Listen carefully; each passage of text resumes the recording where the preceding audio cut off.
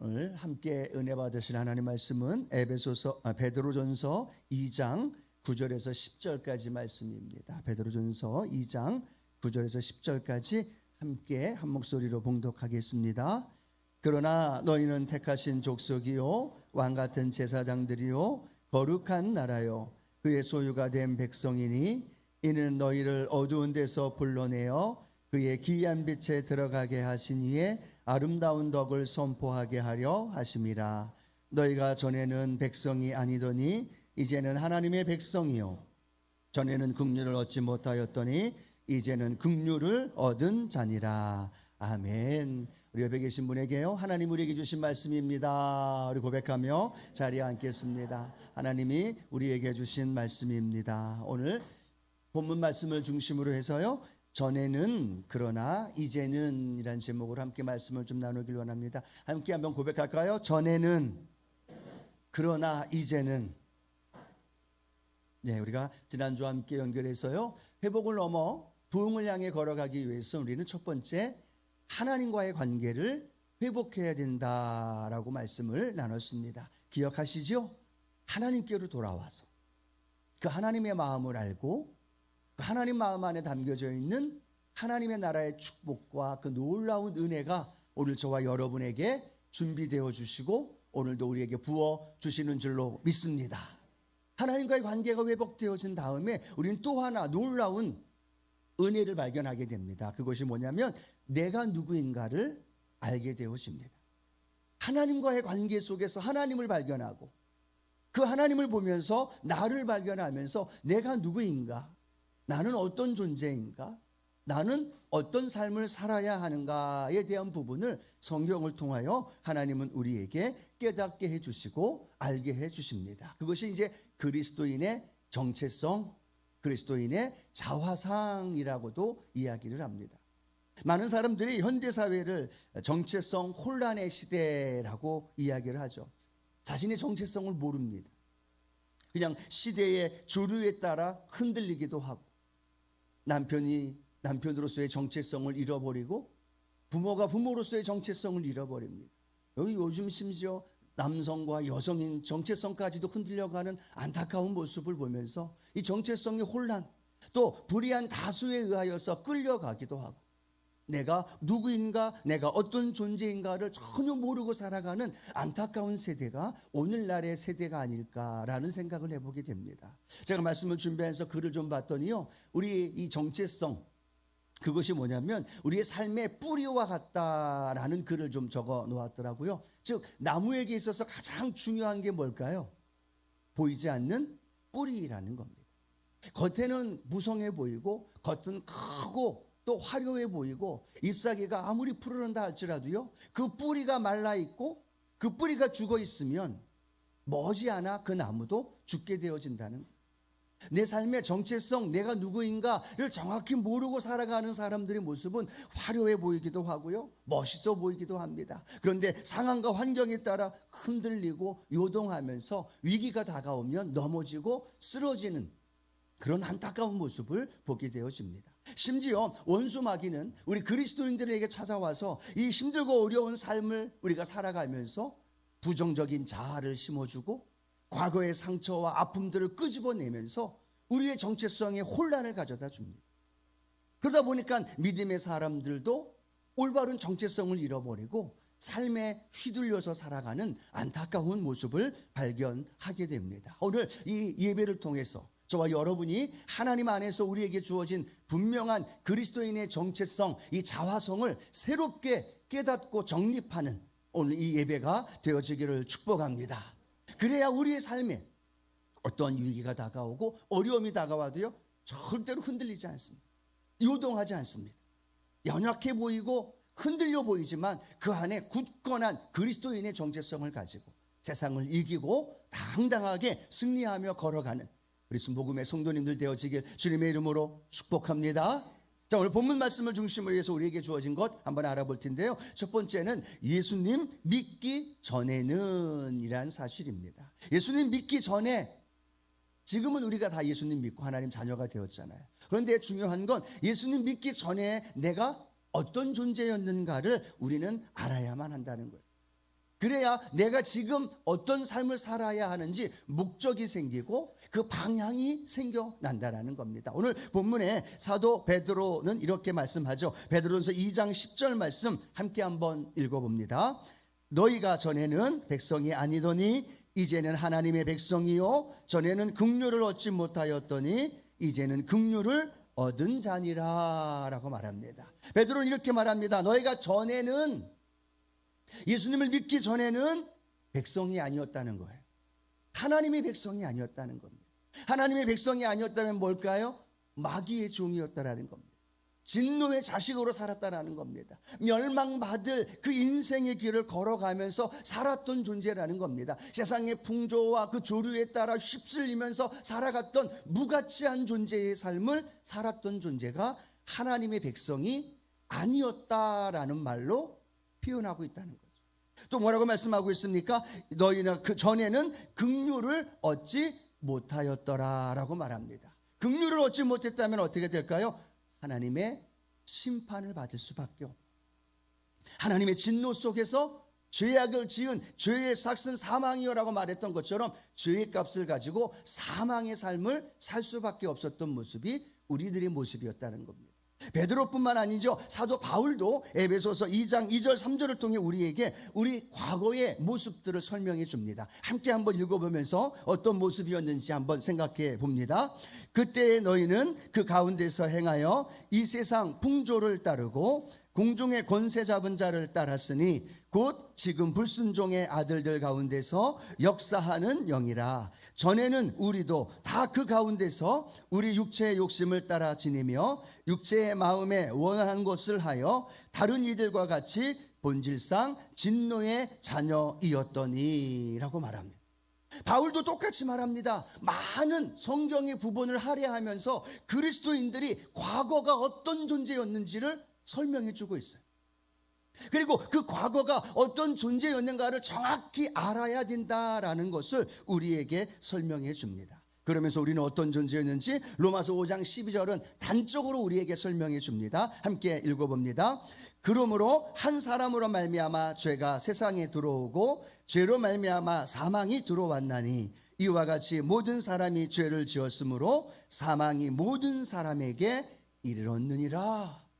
한 사람 아담으로 인하여 죄가 들어왔고 그 죄로 말미암아 한 사람 아담이 사망에 이르렀는데 그것은요 한 사람 아담에게만 끝난 것이 아니라 우리 모든 인류에게 전가되었고, 그래서 그 죄로 말미암아 우리 모든 사람은 어디에 이르렀다고 말씀하고 있습니까? 사망에 이르렀던 존재였다라는 겁니다. 내가 예수 믿고 구원 받았는데 과거의 모습인데 왜 이렇게 베드로나 사도 바울이나 성경은 우리 과거의 모습에 대하여 강조하고 있고 주장하고 있을까? 말씀을 묵상하면서 그런 마음이 좀 들었습니다. 이스라엘 백성들이 그들이 하나님 앞에 400년 넘게 종살이를 하다가 출애굽을 하잖아요. 그 다음에 그들이 광야의 길을 걸어가며 가나안 땅, 하나님 예비한 땅으로 걸어가면서 그들은요 자기 자신이 어떤 존재였는지를 늘 잊어버렸다는 겁니다. 스스로 구원받은 줄 알아요.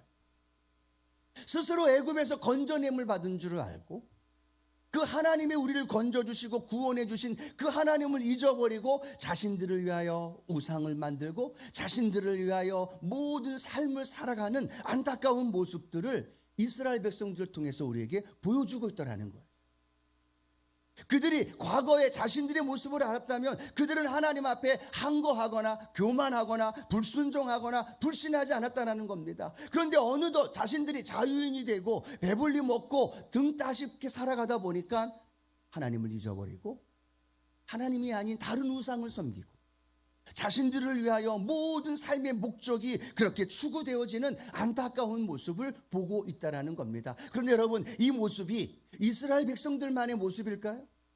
우리의 모습은 아닐까요? 우리의 모습은 이 이스라엘 백성들과 다른 모습일까요? 우리 한번 생각해 보아야 된다는 겁니다. 이스라엘 백성들은요 결국 하나님을 저버리고 자신들을 위하여 우상을 만들고 자신들의 삶을 추구하다가 하나님 앞에 징계를 받고 하나님 앞에 심판을 받을 수밖에 없었다라는 겁니다. 그런데 오늘 저와 여러분은 그 이스라엘 백성들의 역사를 보면서 아니 하나님 오늘 우리는 우리 자신들의 과거의 모습을, 우리 진노의 자식이었고 멸망받을 수밖에 없었고 사망에 이르는 존재였다는 사실이 늘 내 마음속에 기억되어지면서 오늘 내가 이 자리에서 하나님 앞에 예배 드릴 수 있음이 하나님께 큰 은혜요 감사의 고백이 되어지기를 주님의 이름으로 축복합니다. 이 감사가 이루어져 버렸어요. 그 과거를 잃어버리고 과거를 생각 안 하고 있으니까 우리 하나님 앞에 감사를 잊어버리고 원망하고 불평합니다. 삶의 문제가, 삶에 필요한 것, 삶의 여러 가지 어려움이 다가오면 원망하고 불평하고 불순종하고 불신하는 이 이스라엘 백성들의 모습이 나의 모습은 아닌가 되돌아보면서 오늘 과거의 나의 모습을 다시 기억하면서 오늘 나를 구원해 주시고 나를 자녀 삼아 주신 그 하나님의 은혜에 오늘 감사하며 감격하는 이 예배가 되어지길 주님의 이름으로 축원합니다. 또 하나요, 그 은혜, 그 과거를 생각하면서 나 자신을 생각해 보면요, 우리는 절대로 교만하지 않습니다. 오만하지 않습니다. 내 스스로 무언가를 이룬 것처럼, 내 스스로가 무언가를 달성한 것처럼, 내 힘으로 그것을 이룬 것처럼 살아가면서 교만하지 않습니다. 하나님 없이도 살아갈 수 있는 것처럼 당당하게 살지 않습니다. 하나님 앞에 겸손하게 하나님의 은혜를 갈망하면서 나는 아무것도 아닙니다. 나는 아무것도 할 수 없습니다. 하나님의 은혜 아니면 나는 살 수 없습니다. 그렇게 겸손하게 하나님의 은혜를 갈망하며 살아갈 수 있는 그런 저와 여러분이 되어야 될 줄로 믿습니다.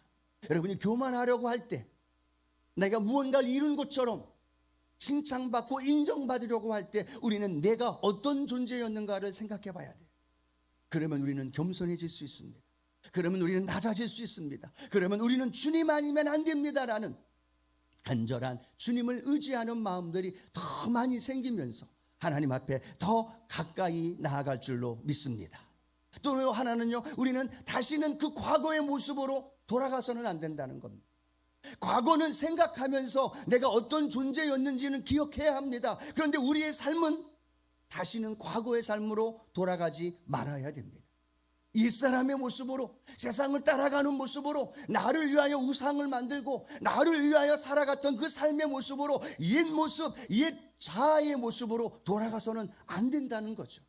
오늘 이 예배가 어떤 예배가 되어야 될까요? 우리의 옛사람이 죽어지는 예배, 옛 모습이 십자가에 못 박아지는 예배, 그리고 옛사람의 것들을 기억하면서 그 행실과 그 모습들을 벗어버리고 오늘 주님께 다시금 한 걸음 걸어 나가는 오늘 이 예배가 되어져야 될 줄로 믿습니다.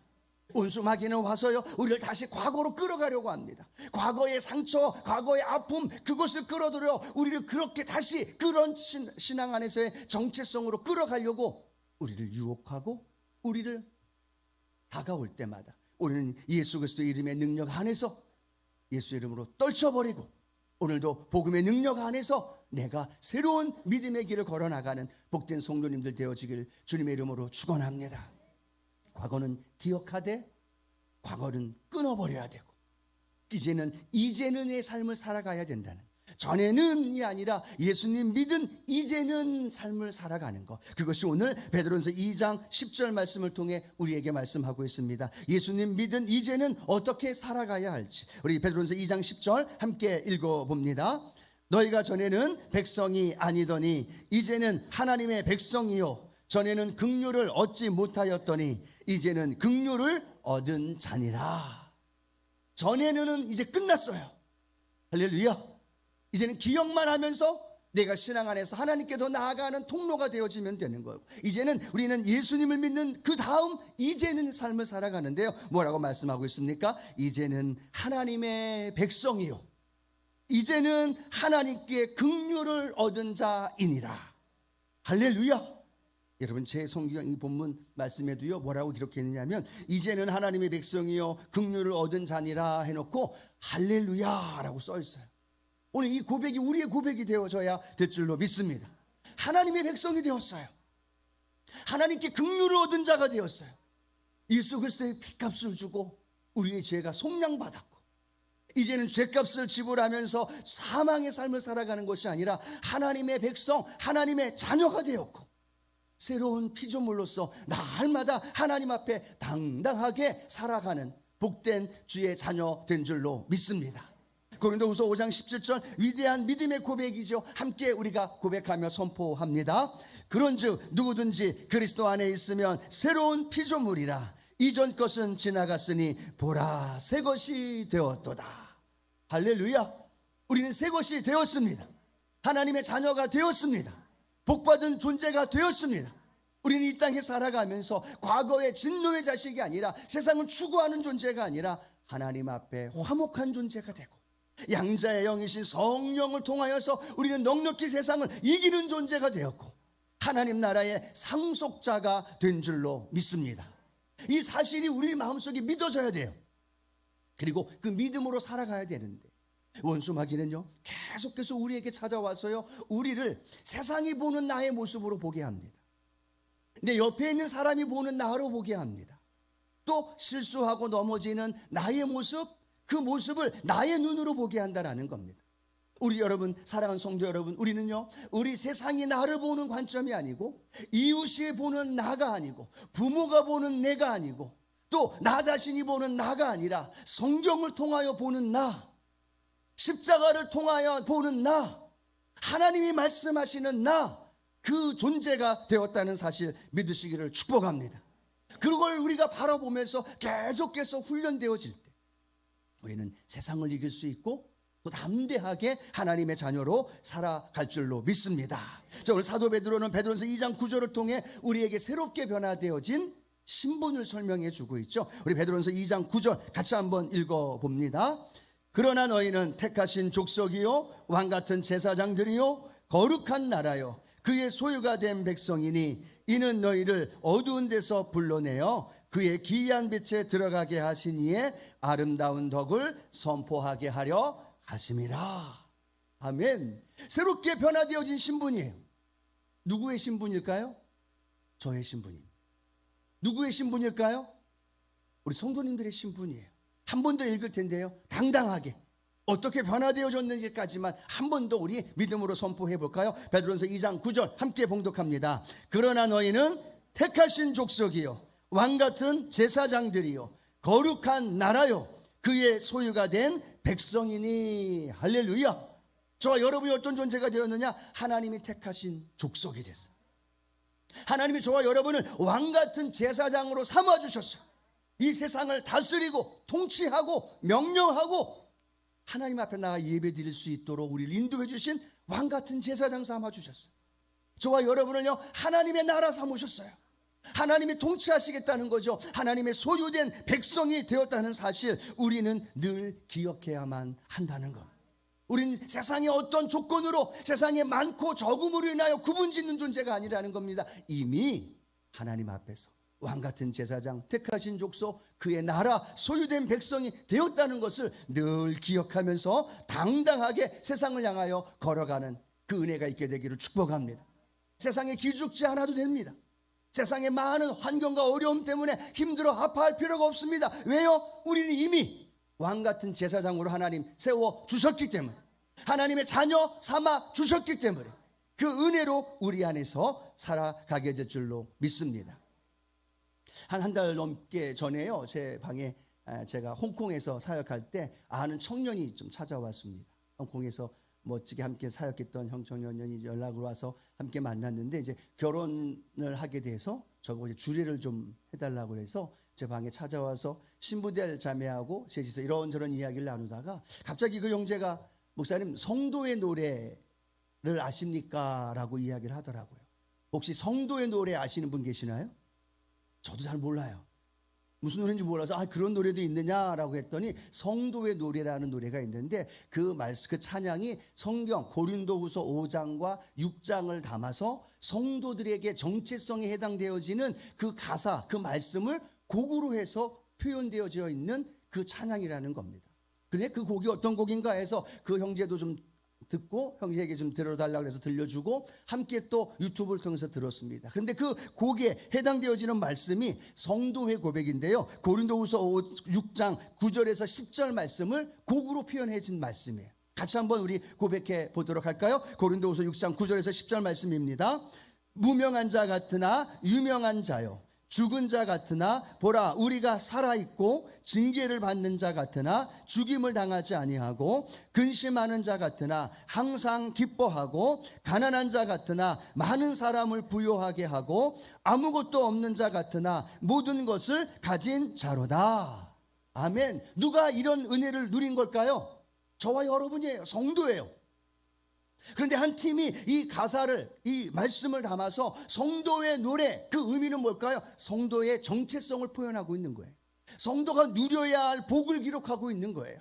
성도는 이렇게 살아야 된다라는 것을 담아서 성도의 정체성입니다라는 이 고백이, 이 찬양이 이 말씀을 통하여 고백되고 있다는 겁니다. 여러분 아십니까? 저와 여러분은 성도로서 하나님이 주신 정체성이 어떤 정체성이에요? 무명한 자 같으나 우리는 유명한 자라는 거예요.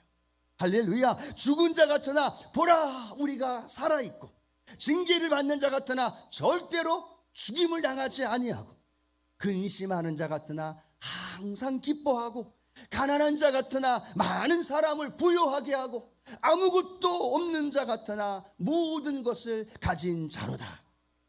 믿으시면 아멘. 여러분이 무엇을 했기 때문이 아니에요.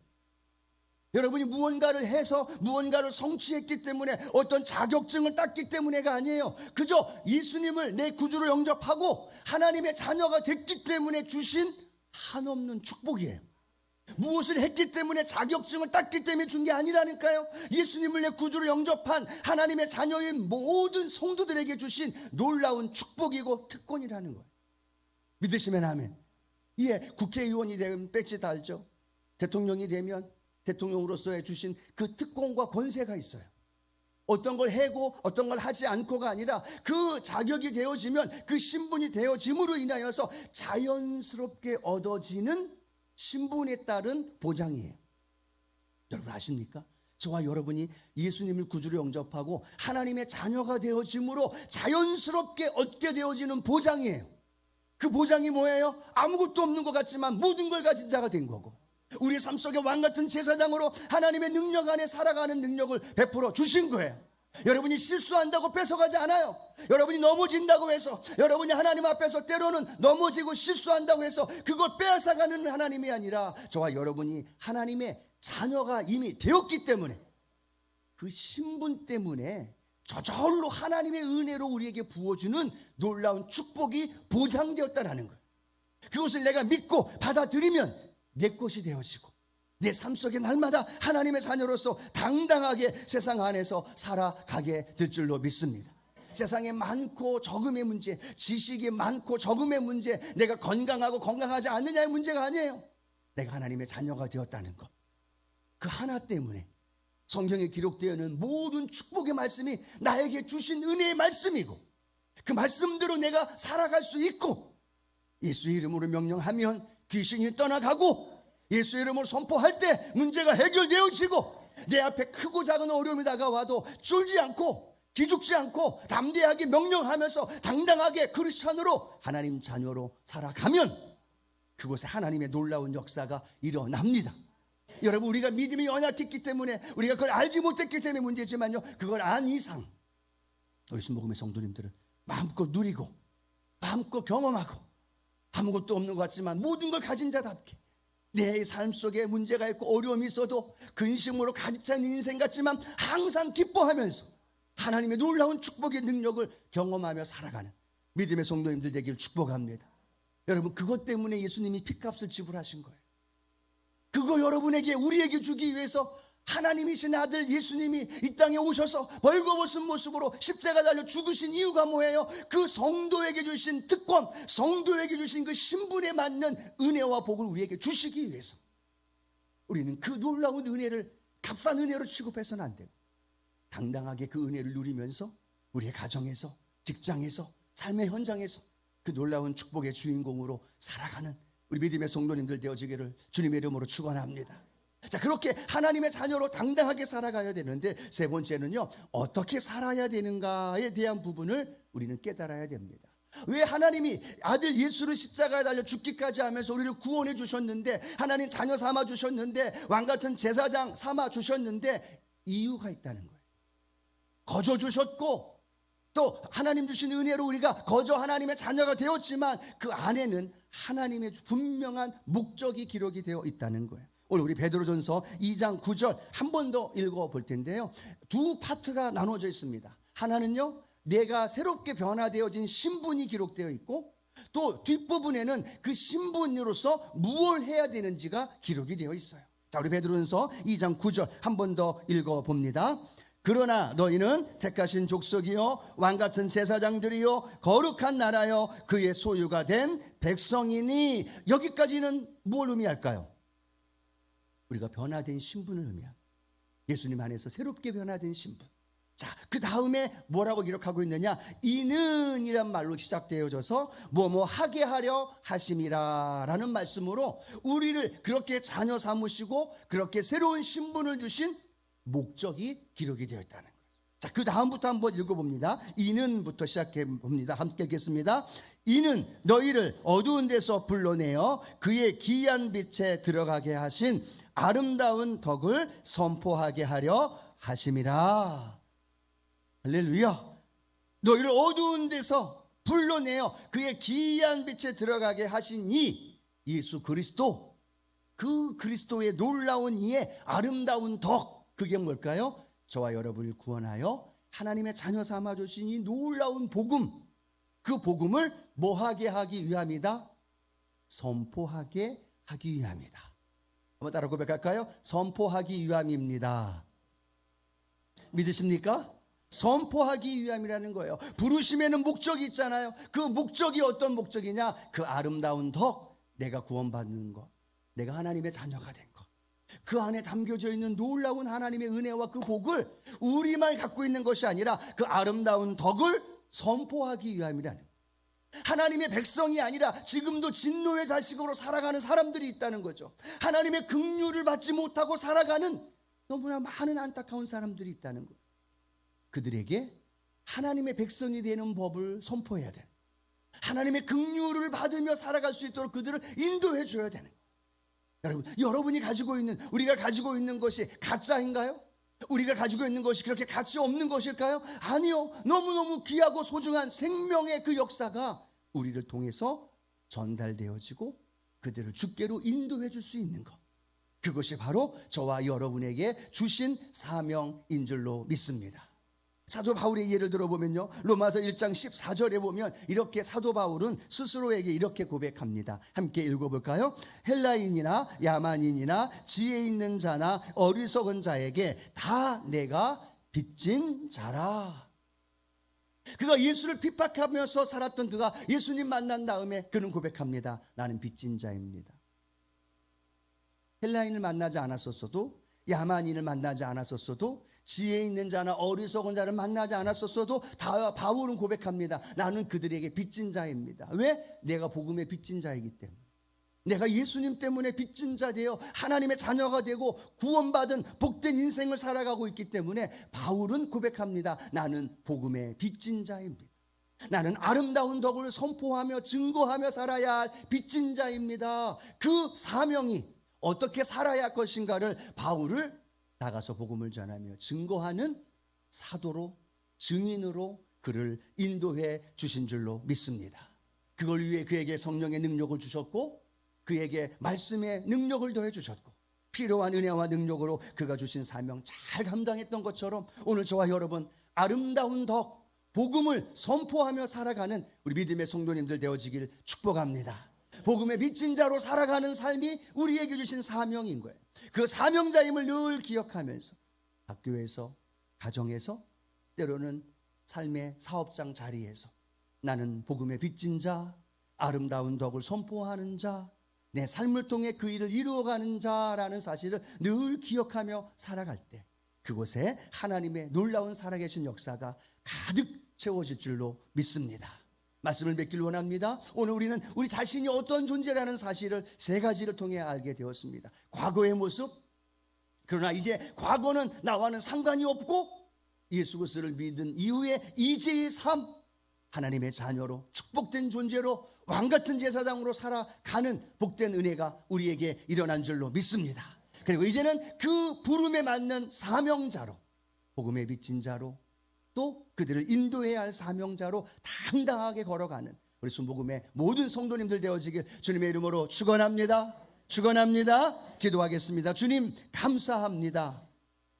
사망으로 달려가던 우리를 예수 그리스도의 핏값 주고 하나님 자녀 삼아 주시고 그리스도인으로서의 분명한 정체성으로 새롭게 우리를 회복시켜 주심을 감사합니다. 그 은혜 안에 우리가 어떻게 살아야 할지 아름다운 덕을 선포하며 전하며 증거하며 살아가는 그곳에 하나님의 나라의 능력이 나타나게 도와주시고 또 주의 자녀된 그 놀라운 축복의 특권과 권세가 마음껏 증거되게 하여 주옵소서. 이 놀라운 비밀을 알고 당당하게 세상을 향해 걸어가는 믿음의 성도들을 도 인도하여 주옵소서. 예수님의 이름으로 축복하며 기도드립니다. 아멘.